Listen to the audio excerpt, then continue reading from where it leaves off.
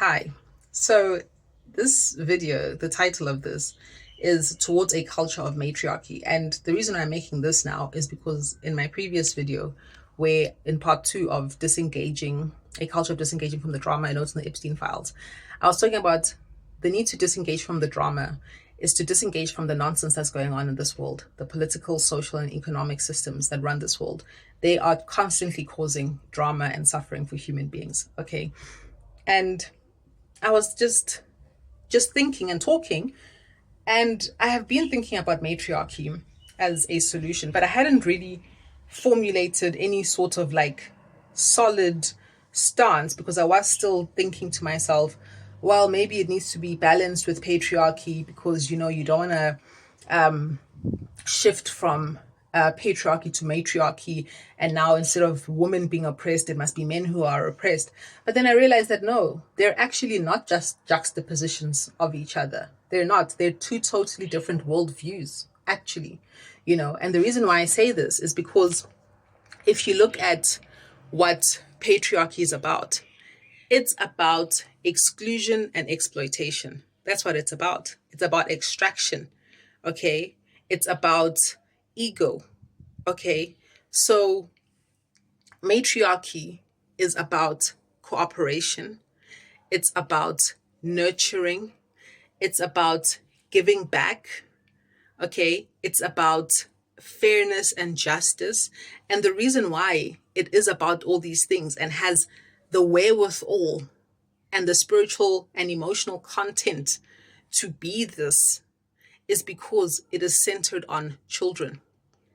Patriarchy is centered on men's egos, not even on the man as a human being with a soul and their own dreams and aspirations and all those things.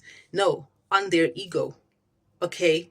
And why is it centered on their ego? So they can extract labor and energy from men to keep the patriarchal machine running. Patriarchy doesn't care about men. I don't know who's at the top of this patriarchal system. Okay. Whoever it is, I know for a fact that they don't care about human beings. They don't care about men. And the reason why I can tell you that they don't care about men is that as soon as men are no longer feeding it, either through being egocentric, either through being exploitative in their economic activity, either in being domineering in their social settings, as soon as a man starts to see himself primarily as a human being whose soul is his primary priority, who wants to work in cooperation with his fellow human beings in love and truth as a human being first, as a spiritual being first, that patriarchy will denigrate that man like crazy. And it uses other men, and unfortunately it uses other women who are deeply psychologically traumatized into adopting patriarchy, because I'm positive that there's no woman who adopts a patriarchal position without being traumatized into doing so. Okay, it is very much in line with how if you see abused adolescents, right, when you're treating them, there's a book that I got from my counselor from rehab called Treating Abused Adolescents. And one of the things that it says is that these adolescents will adopt a variety of responses as a life pattern, as a organizing system of their life and their personality. And one of them is to side with the aggressor so that they can, like, if you're on the good side of your aggressor, you're going to be safe from aggression. That's the hope, right?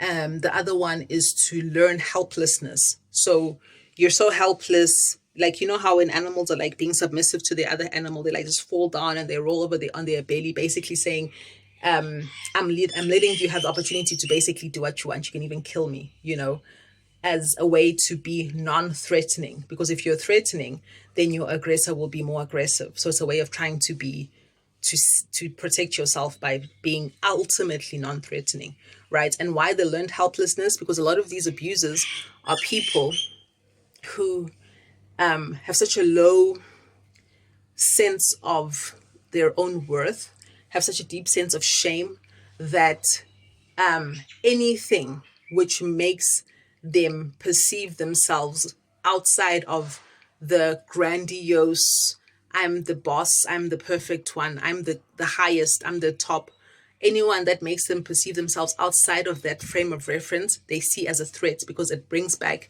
the deep-seated shame that they have internalized since they were children because of their own abuse. Okay, so that's why you have to be helpless. Either you must aid them or you must be helpless. Okay. And so a lot of women who become pro-patriarchy, I believe, have adopted these stances. They're on the side of the aggressor and they are helpless. And that's why they'll talk about, we need men to protect us and do this and that and this. There's a lot of women, I can't remember her name, but she's this very intelligent young blonde woman from California, I think, or somewhere in the Pacific coast in America. I can't remember her name. But anyway, she talks about patriarchy in serious terms, and she's very intelligent. And she's got a very nice colloquial type of delivery. But she points out, and other women also do, point out that who are men protecting women from? When these women say we want men to be our protectors, oh, men are our natural protectors, who are they protecting you from? Dinosaurs? Ghosts? Griffins? What? Dragons? Bears, lions, deer? Who? No, they're protecting you from other men. Okay? So this just shows you the ridiculous oxymoron of calling, of you being a helpless woman. Oh my God, I'm so helpless. I can't do anything for myself. Being this helpless woman so that a man can protect you. From who? From himself. And then same time, what, 93% of women who are murdered by people, by men that they know. Romantic partners, husbands, boyfriends, family members. Okay, so it's an oxymoron. Okay, women are very much capable of protecting themselves. Women have been protecting themselves.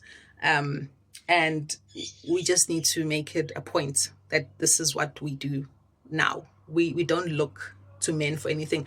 No shade to the men who are out here trying to talk some sense into their fellow men.